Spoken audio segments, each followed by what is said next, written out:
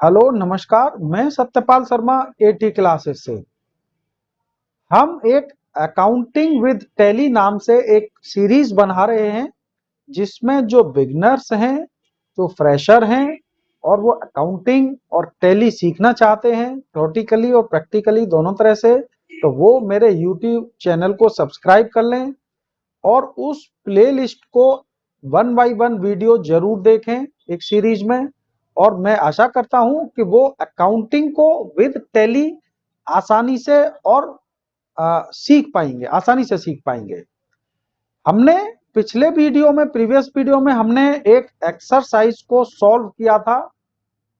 अगर आपने वो वीडियो नहीं देखा है तो मैं आई बटन पर उसका लिंक दे दूंगा, आप उस वीडियो को जरूर देखें। मेरे चैनल को आप सब्सक्राइब कर लें ताकि जैसे ही मेरा वीडियो आए तो सबसे पहले नोटिफिकेशन आपके पास पहुंच जाए और आपसे कोई वीडियो मिस ना हो। और एक और मेरी रिक्वेस्ट है कि आप जब भी वीडियो देखें तो उसको बिल्कुल भी स्किप ना करें, क्योंकि जब भी आप स्किप करेंगे आपको पता नहीं चलेगा और कोई ना कोई ऐसा कंटेंट छूट जाएगा जो आपको बाद में बहुत प्रॉब्लम क्रिएट कर सकता है। चलिए स्टार्ट करते हैं।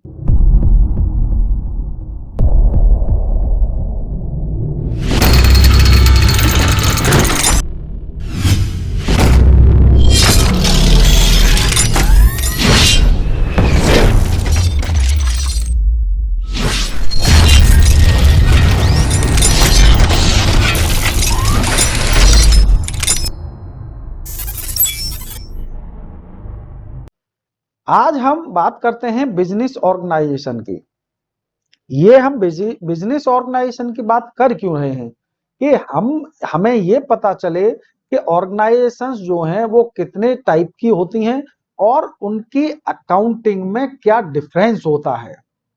तो हम सबसे पहले बात करते हैं कि बिजनेस ऑर्गेनाइजेशन, आखिर बिजनेस क्या होता है। सबसे पहले समझते हैं बिजनेस होता क्या है।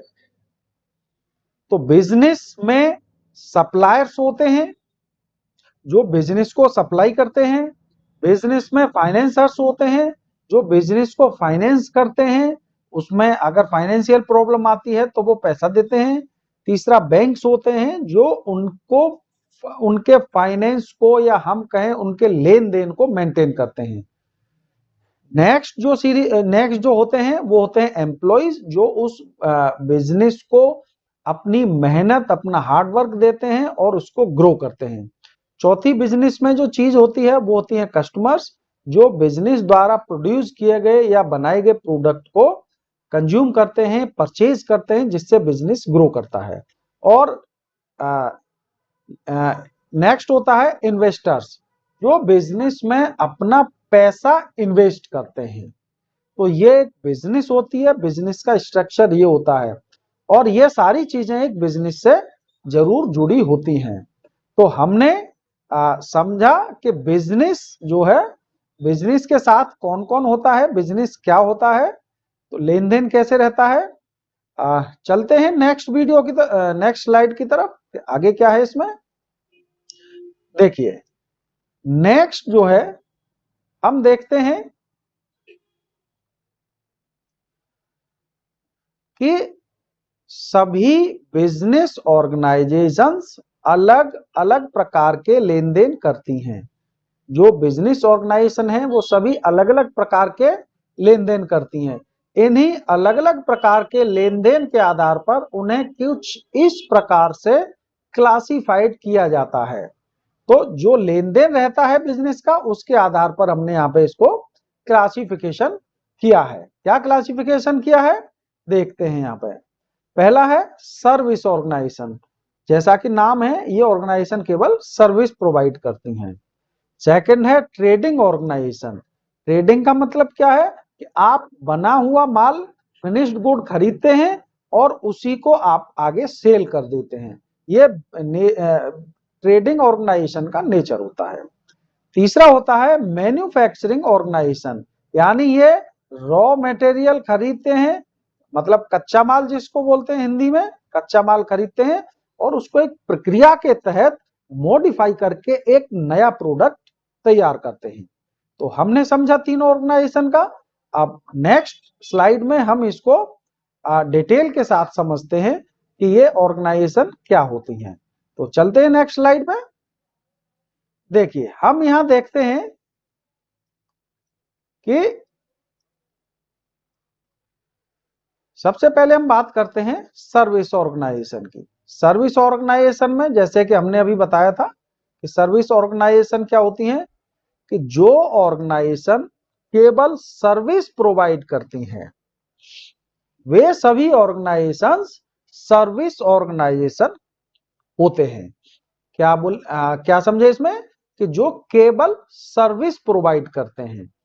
सर्विस ऑर्गेनाइजेशन होने के कारण इनमें कोई फिजिकल लेन देन नहीं होता है, इनमें सिर्फ सर्विस प्रोवाइड की जाती है। फिजिकल लेन देन से मतलब ये रहता है कि जैसे मान लीजिए किसी का टीवी का शोरूम है तो वो टेलीविजन सेल करता है, तो एक आदमी आता है, कोई परचेजर आता है, वो टीवी को फिजिकली लेके जाता है, पैसा दे के जाता है।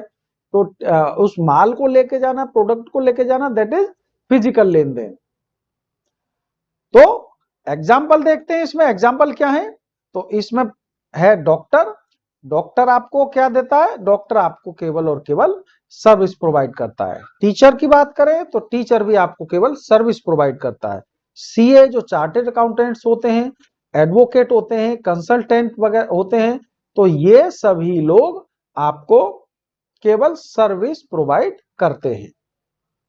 तो हम समझे कि सर्विस ऑर्गेनाइजेशन क्या होती है।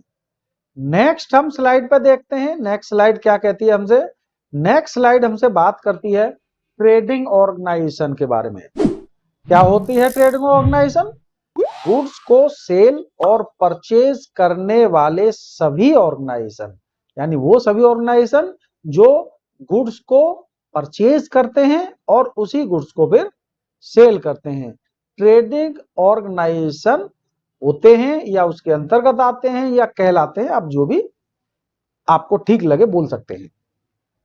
तो ऐसी ऑर्गेनाइजेशन जो परचेज करती हैं और उसी प्रोडक्ट को सेल करती हैं, उसको हम क्या बोलते हैं, ट्रेडिंग ऑर्गेनाइजेशन। इसमें व्यापारिक संगठन का कार्य माल को खरीदना, उसमें अपना लाभ जोड़कर बेचना होता है, और तो ये ट्रेडिंग ऑर्गेनाइजेशन का कार्य होता है। हमने सर्विस ऑर्गेनाइजेशन को समझा जो केवल सर्विस प्रोवाइड करते हैं, ट्रेडिंग ऑर्गेनाइजेशन को समझा जो माल को खरीदते हैं, उसमें अपना प्रॉफिट जोड़ते हैं और आगे उसको सेल आउट कर देते हैं। नेक्स्ट देखते हैं, नेक्स्ट क्या है, तीसरा है मैन्युफैक्चरिंग ऑर्गेनाइजेशन। मैन्युफैक्चरिंग ऑर्गेनाइजेशन क्या होती है? Manufacturing organisation raw material goods से फिनिश्ड गुड्स तैयार करती हैं।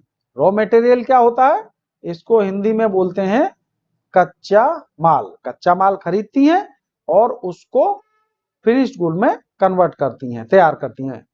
कैसे करती हैं? ये ऑर्गेनाइजेशन में कच्चे माल को यानी रॉ मटेरियल को एक प्रक्रिया के अंतर्गत तैयार किया जाता है, जैसे बाद में ट्रेडिंग ऑर्गेनाइजेशंस उस माल को ग्राहकों तक पहुंचाने का कार्य करती हैं। तो क्या होता है, जैसे अगर आपने मोमबत्ती बनाने का अपना काम शुरू किया, मोमबत्ती बनाने का काम शुरू किया, तो आप क्या लेके आते हैं, आप थ्रेड लेके आते हैं, थ्रेड मतलब धागा, और आप मोम लेके आते हैं, मोम।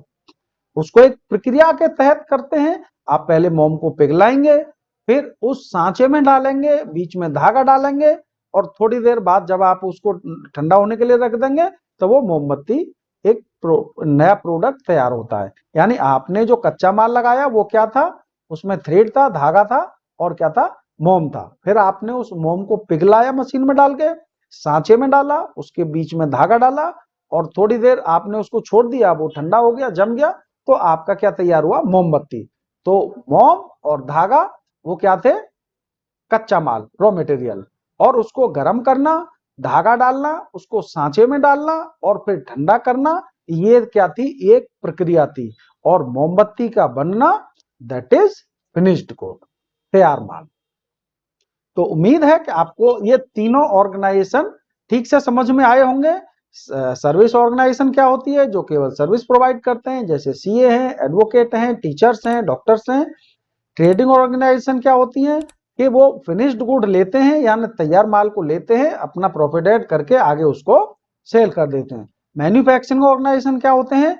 मैन्युफैक्चरिंग ऑर्गेनाइजेशन रॉ मटेरियल खरीदते हैं और एक प्रक्रिया के तहत उसको तैयार करके फिनिश्ड गुड्स तैयार किया जाता है। तो उम्मीद है आपको ये तीनों ऑर्गेनाइजेशन के प्रकार समझ में आए होंगे और आगे अब ये जो आज का टॉपिक है, आज का टॉपिक खत्म होता है।